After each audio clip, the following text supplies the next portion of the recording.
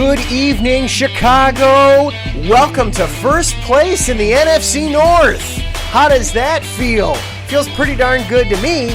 Welcome into Chi-Town Weekly here on IE Sports Radio. As always, I am your host, Adam Karnick. I am so excited and happy to get to talk some Bears football with you on today's show.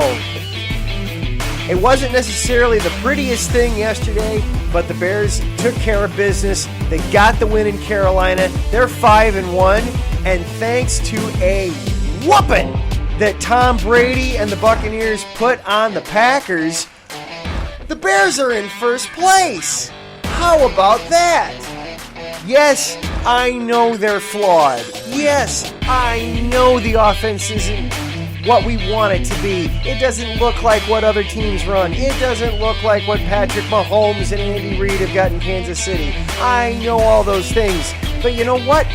They're still 5-1. They've won 3 straight road games to start the season. When's the last time you can remember that? It was the year they went to the Super Bowl. That's the last time that happened. That was 14 years ago.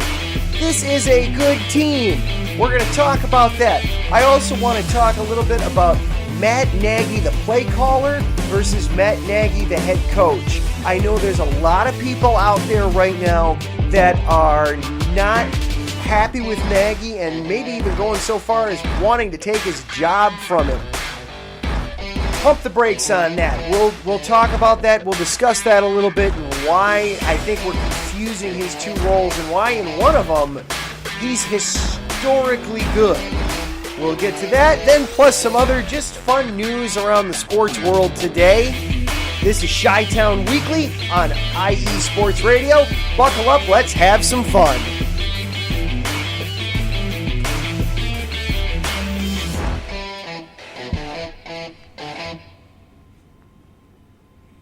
All right, as always, we want to get a little bit of the housekeeping out of the way first. Ways you can follow along with the station and with the show on Twitter, of course, at IE Sports. You can follow along there. I'm here at the show at Chi-Town Weekly, IESR. Weekly is abbreviated WKLY. If you want to follow along with me personally on Twitter, I am at Adam_Karnick. And thank you again, just tuning in, taking time out of your week to spend that with me, talking about some Chicago sports. I love it. I am so grateful that you guys carve out the time to spend with me doing this, whether it's live right now here on Monday nights, or you're checking in during the week on Spreaker as a podcast, or you're listening on YouTube later in the week as a video there. However you're finding me, I'm so glad that you are. If you are listening live on Spreaker, feel free. Log on in. Doesn't cost you anything. It's free. Log on in. Hop on into the chat room in the show, and we can talk back and forth a little bit. Hello, Larry. Hello, Taryn. You guys are always so good to be in here. Thank you, guys. Taryn's excited because he's going to join us next week to talk about the Rams game for the Bears. Tonight's going to be all Bears all the time. Next week is going to be a solid hour of Bears because next week we're going to be just basically doing a Monday night preview show. I am really looking forward to that. But then as for tonight, let's talk about that Panthers game yesterday. There were some great things. There were some not so great things. I want to start talking about the good first. And I want to start talking about the offense first. I know there's bad about the offense, but that first half, there were some very good things I saw out of the offense in the first half. No 3-and-outs. They were getting first downs. They were picking up yards. They were converting their third down attempts. They were staying on the field. That helped them. The Bears yesterday, for just the second time all season, played with a lead the whole way through. They never trailed in the game. In fact, they scored a touchdown on their first drive Man, that doesn't happen very often with the Bears, to actually score on your opening drive. So the whole time the offense was on the field and the whole time the defense was on the field, they were playing with the lead.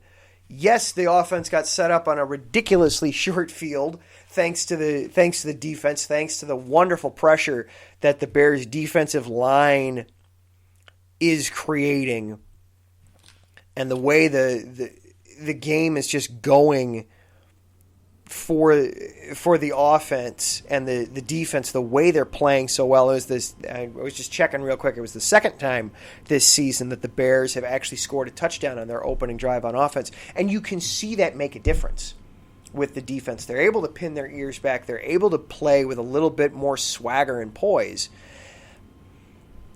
But they also, throughout the first half yesterday, the Bears stayed on the field. They were converting third downs. They were getting their chunk plays. They scored on 3 of their 4 drives. Yes, you had 2 field goals in there after the touchdown. Baby steps. Yes, I'd love to see a touchdown every single time they're out on the field, but baby steps. One thing at a time there. 3 out of 4 drives ended in scores. They didn't turn the ball over, and they didn't have a 3 and out. Those are things that are going to lead to winning games. Those are things that are going to lead to more consistent offense and more consistent football. We had a Cole Kmet sighting yesterday. The young rookie tight end out of Notre Dame, he gets his first career touchdown on a heck of a grab on the opening drive. That was a great throw by Foles through traffic and great concentration by Kmet with 4 defenders immediately around him to concentrate on that ball. He had a second catch later in the first half too. That was nice to see. He disappeared the rest of the game. All right, he's a rookie. He's still learning. It was cool to see Cole Kmet. Darnell Mooney also continues to step up. He is taking over that number 2 wide receiver role with the team. He's really making great strides. I love how, yes, he's a speed guy, and obviously that's why the Bears took him when they did in the 5th round in this draft, but he's also showing these last few weeks he is not just a speed guy. He runs good routes, he has very good hands, and he's somebody that you can trust when the quarterback is going to throw the ball his way. Good things are going to happen. He's going to be where he's supposed to be, and more often than not, he's going to come down with the ball. Mooney, he finished with 3 catches on 5 targets. He's taking over for Anthony Miller. Anthony Miller has really up and down, topsy-turvy.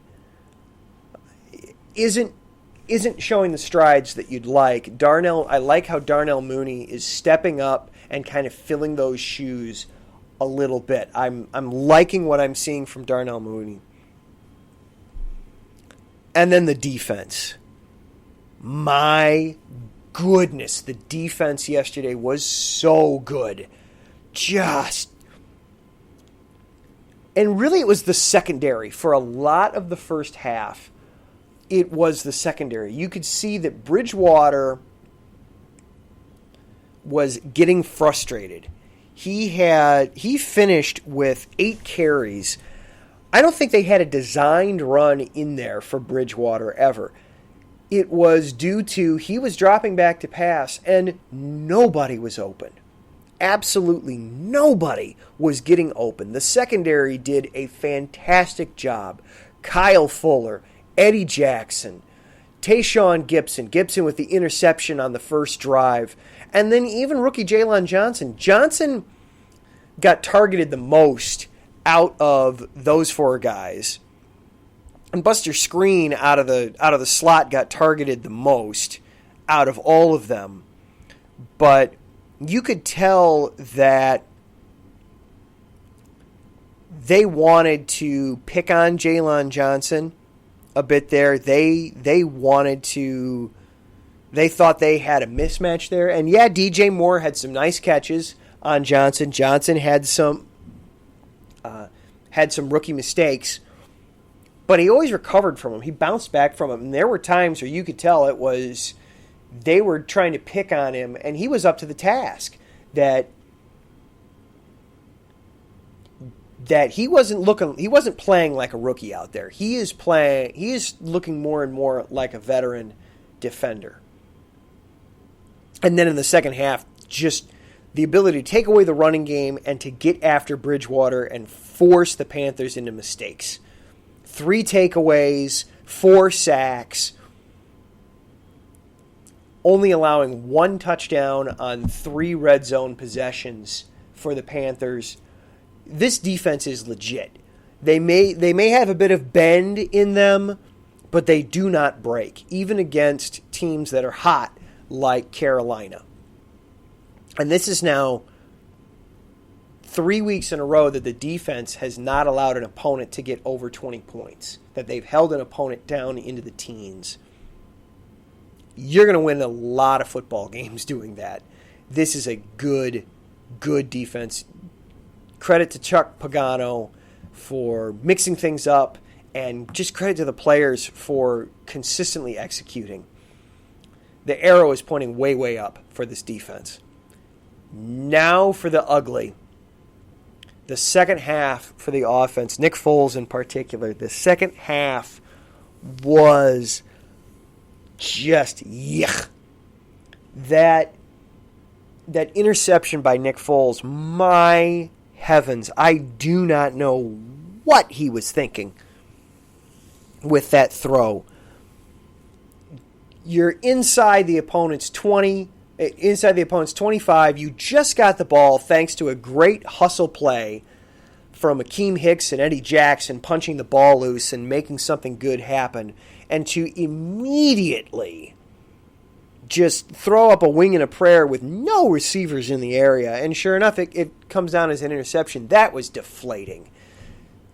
Even more so because it was in the third quarter and the Bears hadn't scored in the third quarter all season. And you feel like, oh my gosh, they hate the third quarter. Why do they hate the third quarter so much? They just flat out, now they're just refusing to score in the third quarter. What is going on here? I do feel like the turning point in the game came shortly after that. I'm double checking the drives here. I believe that was the ensuing drive for the. Yes, that was the ensuing drive for the Panthers. The Panthers drove down, and they opted to kick a 55-yarder. To me, that felt like the turning point right there when they asked Sly to go out there and kick that 54-yard field goal on what was a 4th and 5. I know Coach Rule for the Panthers had been emphasizing we want to, we want to be aggressive. We want to score touchdowns. That to me felt like a spot it wasn't worth the risk of that long field goal versus, hey, maybe just try and pick up 5 yards, and if we don't, okay, then the Bears get the ball, inside their own 35, and they have to drive down, as opposed to we're giving them the ball at their own 45-yard line, and let's see what happens. And sure enough, they turned it into a touchdown on that next drive. That, to me, felt like when the switch really flipped, and that's when it became the Bears' game to put away. The other ugly, and I'm going to get into this a little bit more, Matt Nagy on the final real offensive drive. 3rd and 2, inside the 2-minute warning. What are you thinking throwing the ball there? Hand the ball off to Montgomery, pick up 2 yards, make them burn that timeout, and finish the game with your offense on the field. I heard Nagy earlier today talk about that play and his explanation was he wants to be aggressive in that spot. And I understand that if you convert it, it doesn't matter what play you ran. If you pick up that third down, then the game is over. So I understand where he's coming from. But when it doesn't work, you now saved them a timeout. The clock stops because of an incompletion. And now you're giving them momentum as they take over on the field. Now then DeAndre Houston Carson picks off Teddy Bridgewater end game, so it all worked out. But man, that was ugly. That was really, really ugly. And we're gonna get into Nagy a little bit more here in a bit. But overall, you're 5-1. Yes, you've got things to work on, and if you heard any of Nick Foles' post-game conference yesterday or read any of the quotes, I loved how he pointed out you'd rather win ugly than lose pretty. And it's very true. You don't get style points for winning in the NFL. You either get the W or you get the L. There's no in between, and the Bears got the W. Do they have things to work on? Yes. And Foles talked about that too. He pointed out, yeah, of course we have things to work on. We know we have things to work on. We're 5 and I'm sorry, I'm paraphrasing. We're 5-1, and we haven't played a perfect game. If we had played a perfect game and we're still only winning by 7, you just kind of look around and, well, I guess this is as good as it gets. But no, they know they haven't played a perfect game yet. They know they have things to work on, and they're going to work on them. So I'm encouraged and I'm excited. And you look around the NFC as a whole, I don't know that there's necessarily a dominant team in there right now. Yes, Seattle is the only undefeated team in the entire conference at 5-0, but their defense has holes in it. You have the Buccaneers are in first place in the NFC South. They're 4-2. The Bears beat them a couple weeks ago. You know that team isn't perfect. And then the NFC East, my God, the NFC East, you have one team with multiple wins. You have 5 wins spread off across 4 teams. And by the end of tonight, I firmly believe that every team in that division is going to be sub 500. You don't have any good teams in the East. You've got clumps of very good but not great teams throughout the conference. By winning this game yesterday, I saw some projections that say, especially now with the extra wild card spot, the Bears now at 5-1 have a 90% chance of making the playoffs. You'll take that. 10-6 should get you the playoffs. The Bears are 5-1 with 10 games to go. They only need to go 500 the rest of the way. And look at that schedule. They've got the Vikings twice. They've got the Texans. They've got the Jaguars. And they've got the Lions left on their schedule. They've got 5 games there that are definitely winnable. Yes, I know the other 5 are going to be tougher, starting with the Rams next week. But look at that Rams team last night. They couldn't get a touchdown until garbage time against the Niners. That's not that's going to be, and we'll talk about this more next week as we prep for the Monday night game. But that's not a perfect team in the Rams either. That's kind of like looking in the mirror for the Bears. There are definitely 5 more winnable games on this schedule. That gets the Bears to 10-6. That gets you in the playoffs this year. So absolutely, the Bears, you should be talking about playoffs. You should be getting ready for that. Yes, there are things to work on, but this is still a really good team. Matt Nagy's got things to clean up, though. You hear him, he talked about it last week about the freaking details. Well, there are a lot of freaking details that need to be cleaned up and some things that he needs to look at. And a lot of people have talked about that and cried out about that. Some people have even gone so far as to call for his job. Pump the brakes on that. There's a difference between Nagy the play caller and Nagy the head coach. We're going to talk about that next here on Chi-Town Weekly on IE Sports Radio, your direct feed for all that is sports.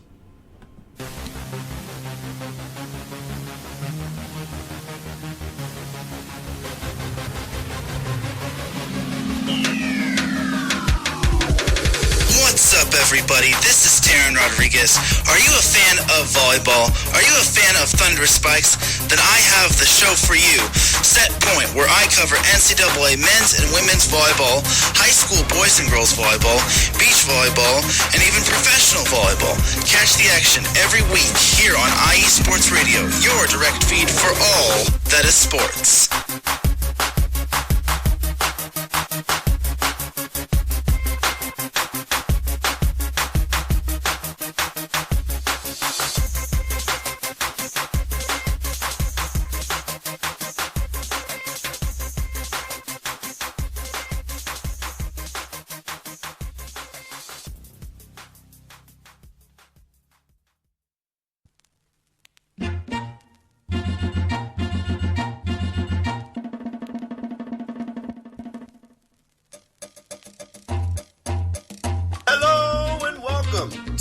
Scoreboard Show with your host, Gabriel Montoya. This is the show for soccer, football fans, or whatever you call the beautiful game. Every week, I tackle the latest and greatest news from around the soccer world. From the English Premier League, to the World Cup, to MLS, Liga MX, and more. You can listen to the Soccer Scoreboard Show and our lineup of fantastic guests every Friday at noon here on IE Sports Radio, your direct feed for all that is sports.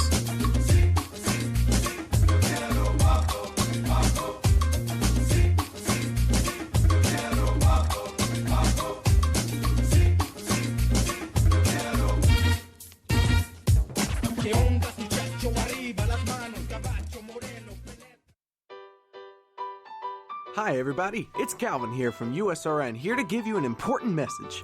Since 2017, we have done our absolute best to provide you with nothing but the highest quality of sports calls in the greatest of quantity possible. Thanks to you, our station has grown more than we ever thought. That's why, with your help, we would like to grow even further. Just think, twice the amount of your favorite calls, 24 hours of coverage, talk shows, play-by-play, game-by-game analysis, and so much more. That's right, USRN2 is officially in development, but we can't do it alone. We have set up a GoFundMe page that you can access from our homepage on the left of your screen. We also are planning special giveaways and prizes to our highest owners. Our goal here at USRN is to bring you the best calls possible at no cost to you. In order to continue to do that, we need your help now. Please check out our GoFundMe page, and if you would like to know how you can help, you can email usrnradio@gmail.com. Without your support, we couldn't do what we do.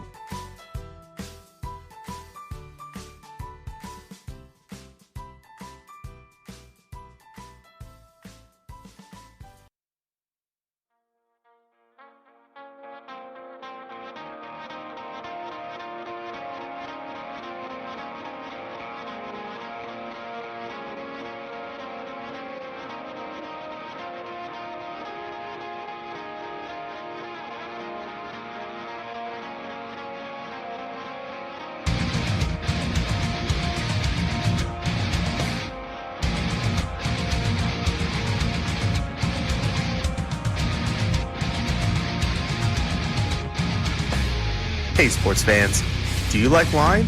Well, we've got the show for you. This is Let's Wine About Sports, a show where we talk about wine and sports simultaneously.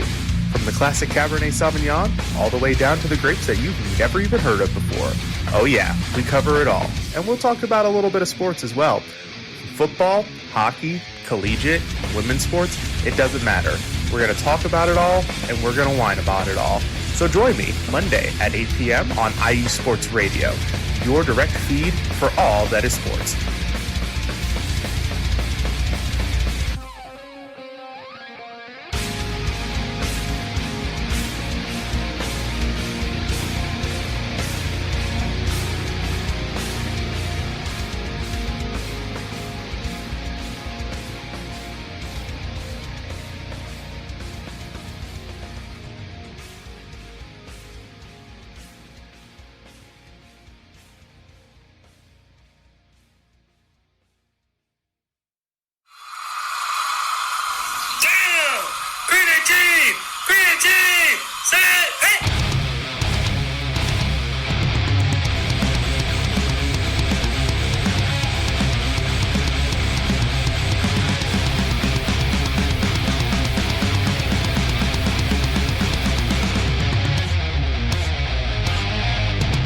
What's going on, football fans? This is me, your boy Larry B, inviting you to join myself, Colin Reynolds, Mike Pat, and John Felipe for one of the most electrifying football shows you have ever heard.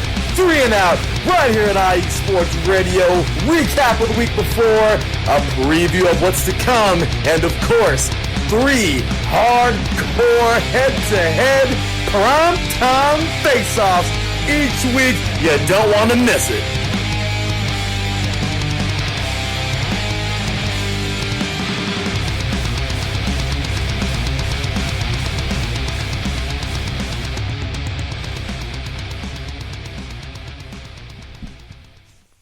And welcome back into Chi-Town Weekly here on IE Sports Radio, your direct feed for all that is sports. Thank you again so much for joining me here tonight, whether you're live or listening after the fact. Thank you for tuning in. I really appreciate it. Also want to mention real quick, we actually here on IE Sports Radio, we now have a sponsor, another app company is going to be doing some sponsorships throughout the network. They've got 3 apps already in development and out. So just listen for some drops and some other information coming throughout the shows and throughout the network in regards to those. So before the last break, I talked about how people are getting frustrated with Matt Nagy. And I can understand that, being a lifelong diehard Bears fan.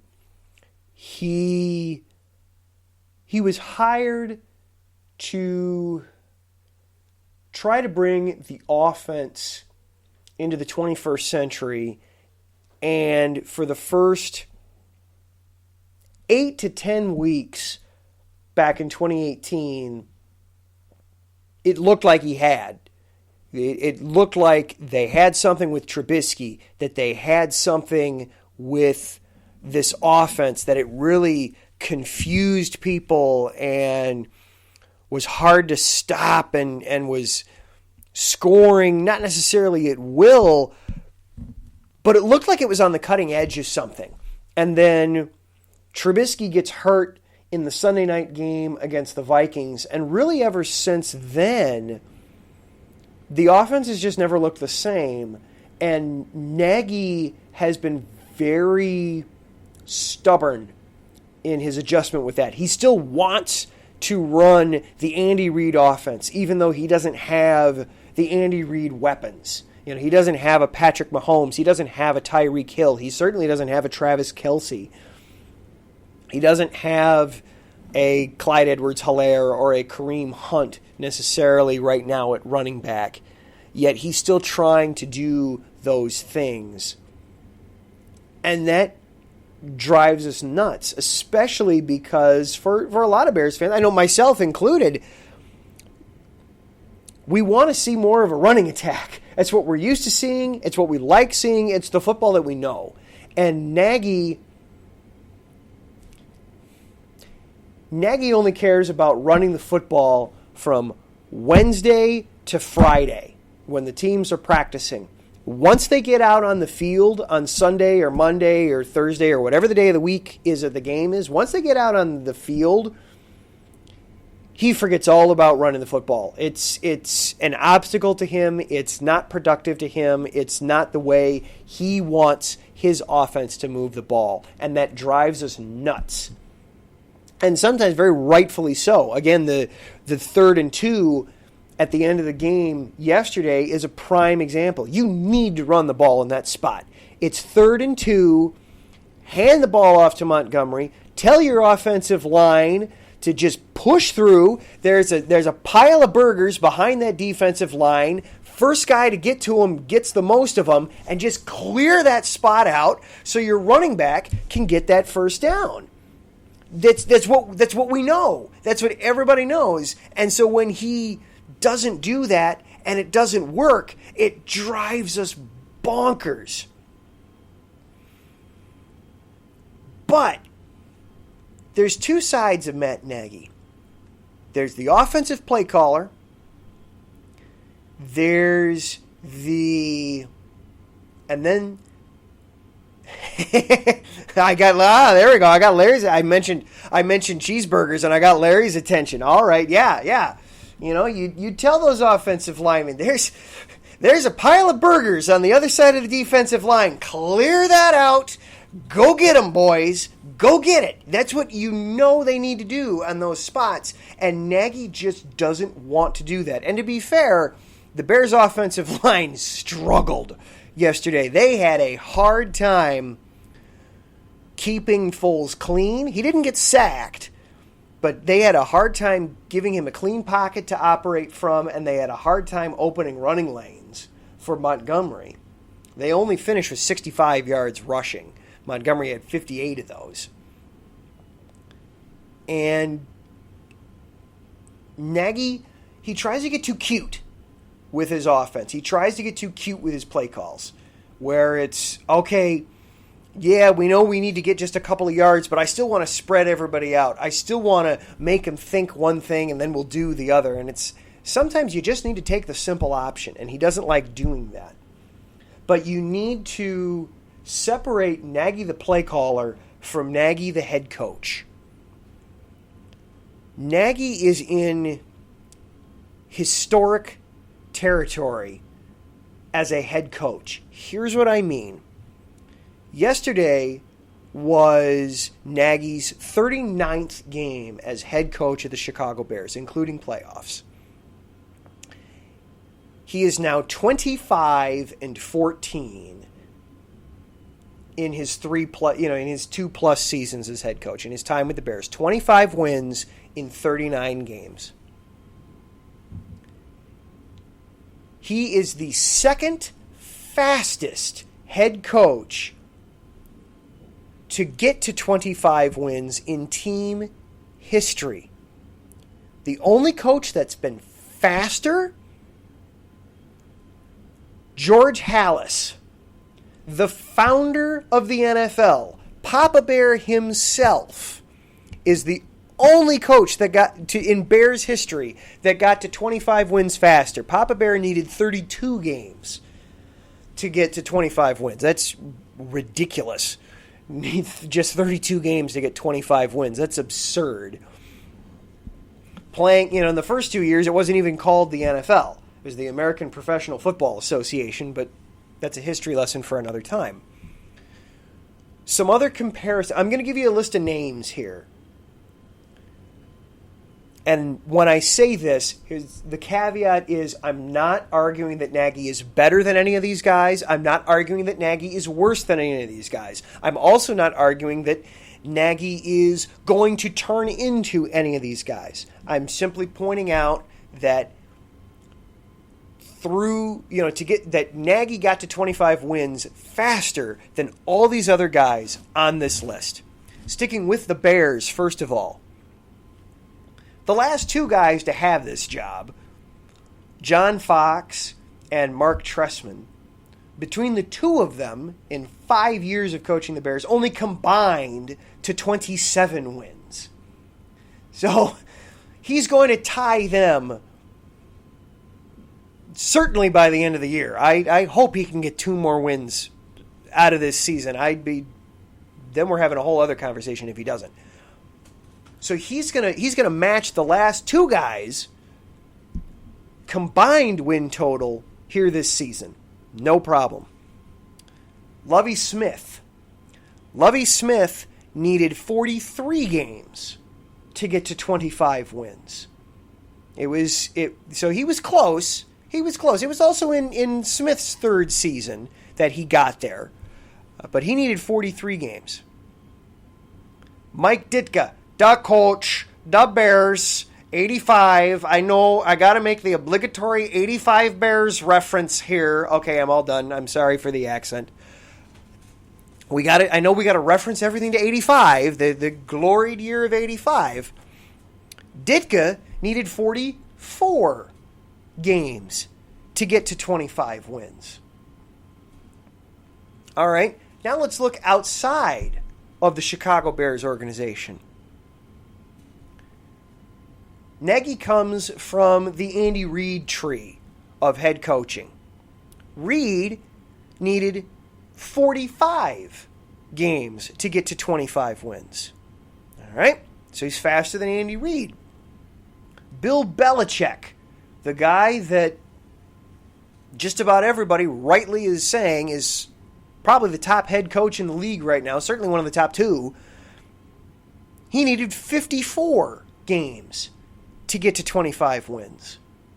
Obviously, some extenuating circumstances with both Reid and Belichick.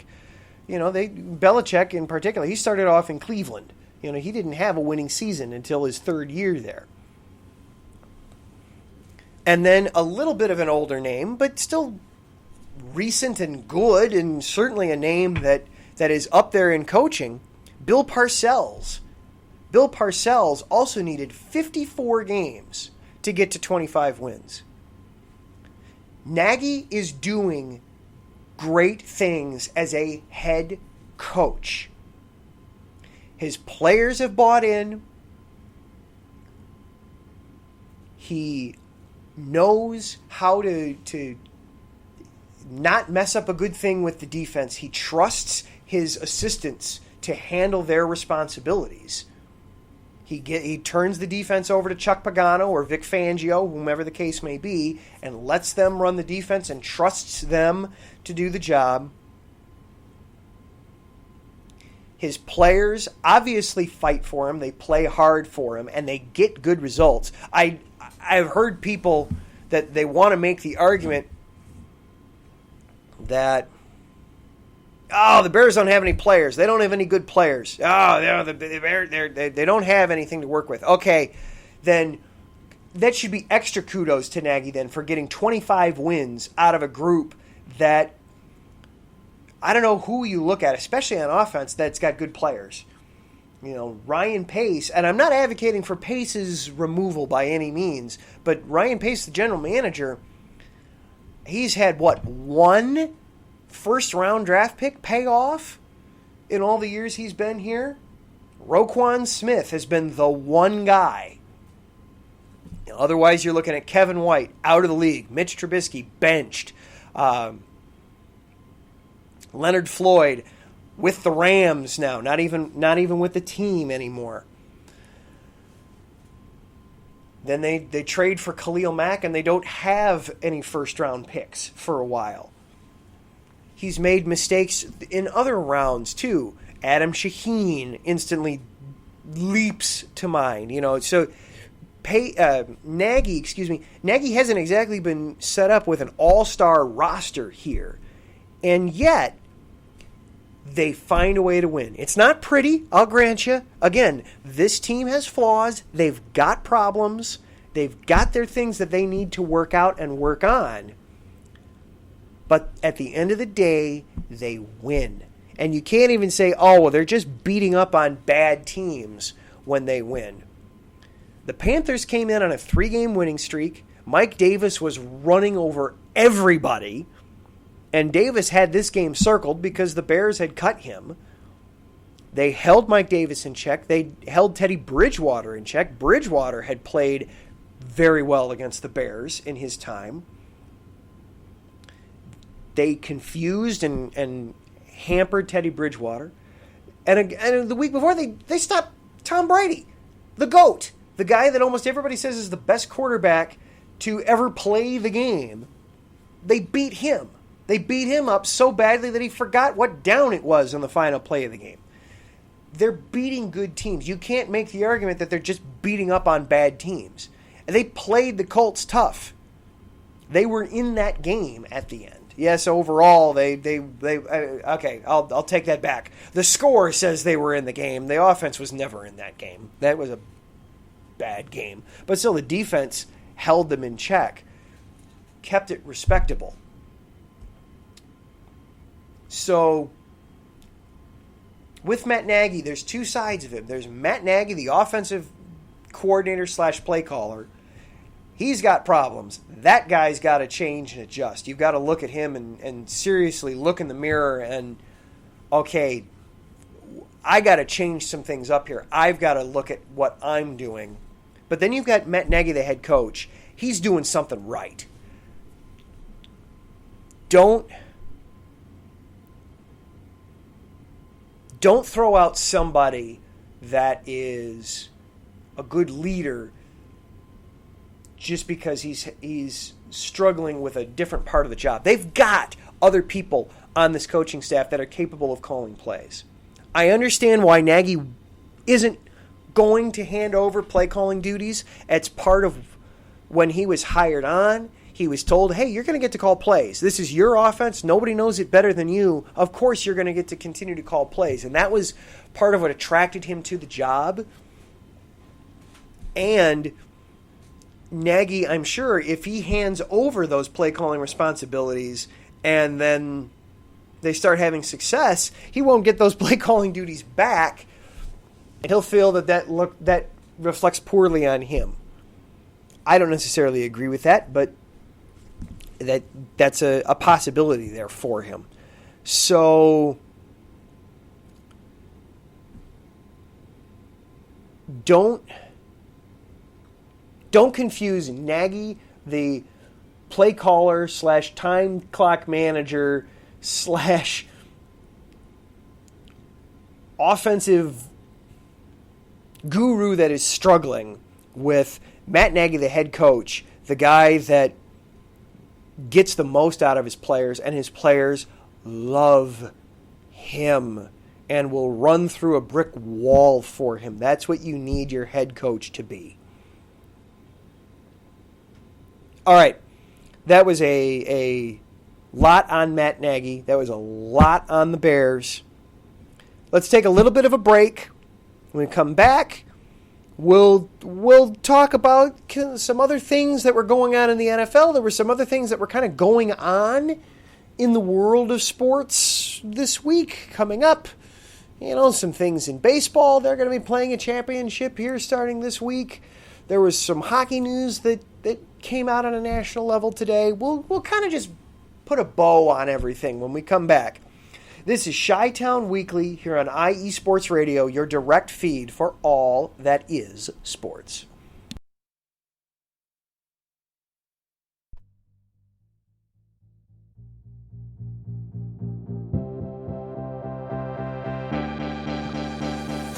Hey guys, it's Blake Henley, better known as H-Town Blake to some of you. Happy to announce that Bases Loaded is back in full force. We'll be bringing that high heat every Tuesday night here on IE Sports Radio. So come home, get ready, dig into that batter's box, and see if you can chase that high heat, baby. So we'll be coming to you live with all the stats, all the rundowns, all the division rivalries, and every team that's going to make the playoff push to get to that one and only October and get to the pinnacle of what baseball is, to hoist that Commissioner's Trophy when it's all said and done.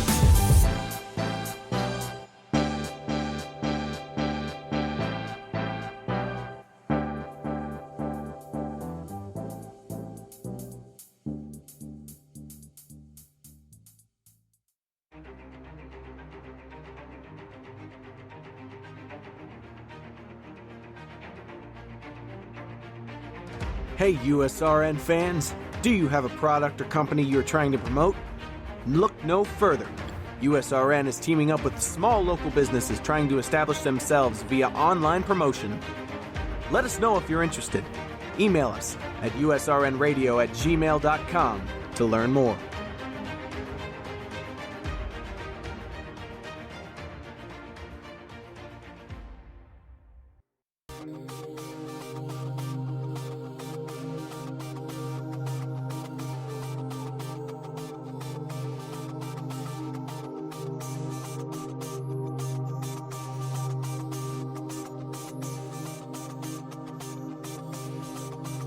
Welcome in to the Neutral Zone. I'm your host, Robert Kavanaugh, and you're listening to IE Sports Radio.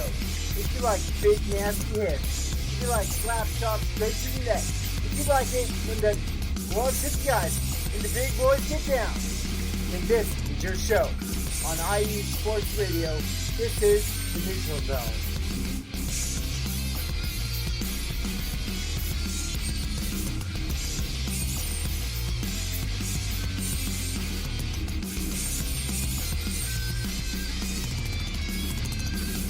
May our shots on goal always be true and straight to the net. If they are not, may they be followed up, redirected, or change collected. Let's go on IE Sports Radio with me, your host, Robert Cavanaugh, and this is The Neutral Zone.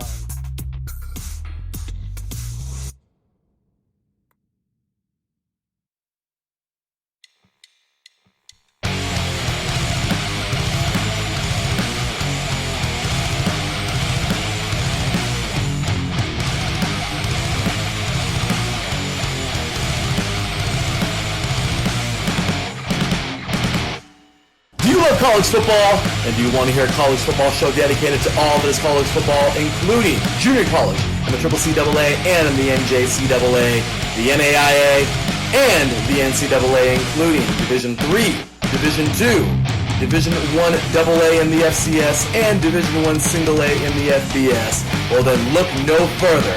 Join myself, Larry B., and my colleagues, Mr. H-Town Blake Henley, and Mr. Christian Espinoza, each week during the college football season for the latest in college football on 3 and Out College Edition, right here on IE Sports Radio, your direct feed for all that is sports.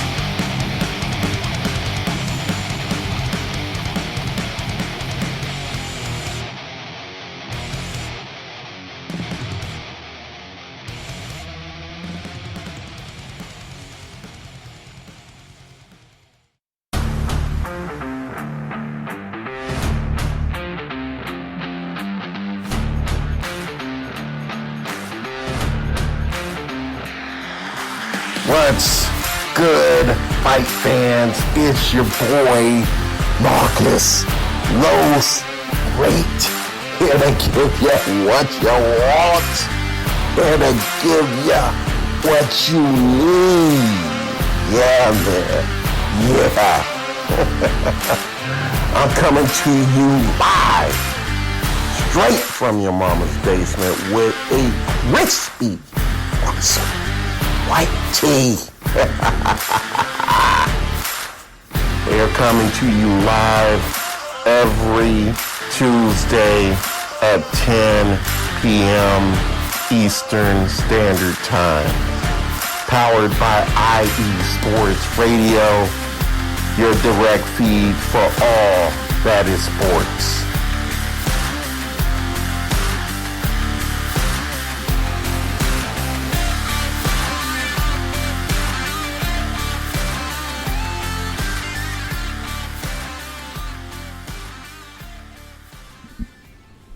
And welcome back into Chi-Town Weekly here on IE Sports Radio, your direct feed for all that is sports.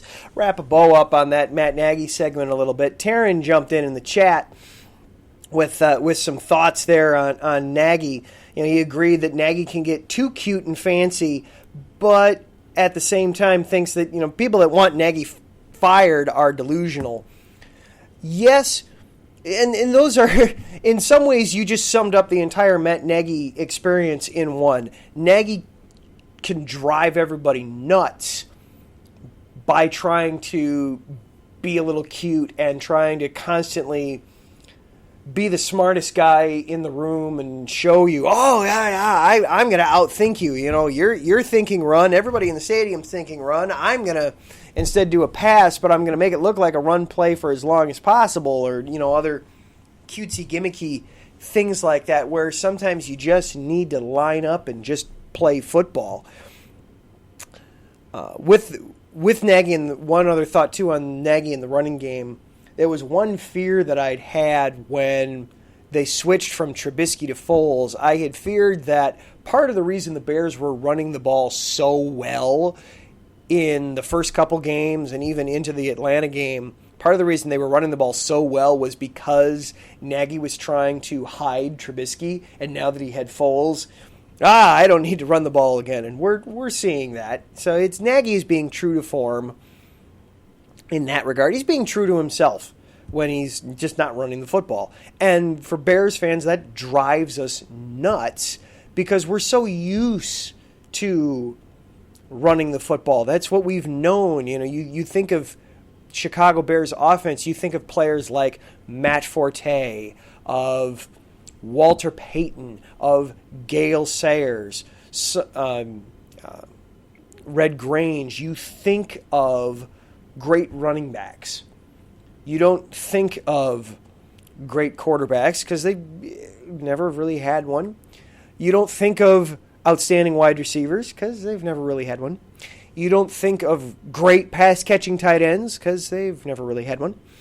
And then you think of defense. Oh, they've always had strong defenses.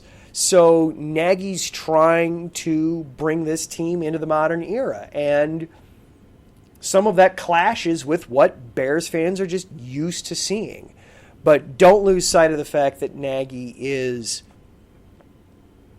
an excellent head coach. Don't lose sight of that. The proof is in the pudding there a little bit. And the Bears are getting a little bit better, too, overall. I was just checking the Pro Football Reference numbers. They always have a little bit of an advanced statistic called expected win-loss record. It's based very much on points for and points against. You're not necessarily looking at the win-loss record, but looking at how much are you scoring versus how much you're giving up. And it went up a little bit for the Bears this week. They're a little further away from being a 500 team, thanks to the fact that they had their largest margin of victory all season at 7. They're about 3.5 wins expected against 2.5 losses expected. So they're getting a little better there. So the advanced numbers are starting to pick up a little bit more in the Bears' favor. So what else happened in the sports world this week? Let's kind of put a little bit of a bow on this week, and then we'll get out of here. We've got some other great shows coming up on the network tonight that you definitely want to check out. There was word that came out today that Doc Emmerich of NBC Sports, most famous for being the lead play-by-play man for all of NBC's hockey coverage, has decided to retire. I was a little shooken up by that. I haven't been a hockey fan for terribly long. Like a lot of Chicago fans, I suspect. I kind of jumped on board when Taves and Kane and Keith were starting to come into their own late 2009, early 2010, started to catch on. And Doc Emmerich's voice is one that I've heard call a lot of hockey games, and I always enjoy hearing him. He always does a beautiful job calling the game, and I'm gonna miss hearing him call games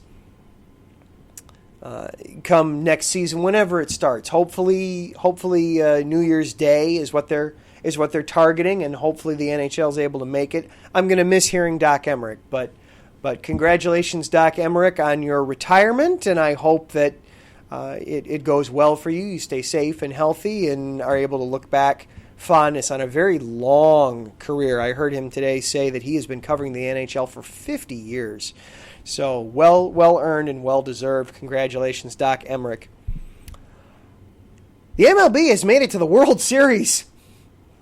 I know for a while there, it looked like maybe they weren't going to make it, but they've done it. They've made it to the World Series. We've got the Astros and the Dodgers. They both needed 7 games to get through their respective league championship series. The Dodgers had to make a comeback. The Rays had to hold off a comeback, but they both got it done. Congratulations for those two teams. They now get to go into a bubble, and I think that's going to be fascinating. I think the bubble aspect of it is really going to benefit both teams. You think about if this were a normal year, the Dodgers, they're out obviously in California. They would have to be traveling all the way out to Tampa Bay, all the way on the East Coast, and vice versa. For those other games, I think travel would have played a factor in the World Series that now you're not going to see. They're going to be in Arlington. They're going to be in a contained bubble. Taryn says Dodgers in 6. Yeah, 6 is a lucky number for you, Taryn. You predict that a lot with the Lakers. I think you've got the two teams that looked the best in this truncated season from start to finish. I think it's very appropriate that the two of them made it into the World Series. I'm excited to see what comes of them. I'm pulling for the Rays a little bit just because it's that fun story of the Rays are always that team that never spends any money, and yet they get the most out of every dollar that they spend. Whereas the Dodgers are always one of your big spenders.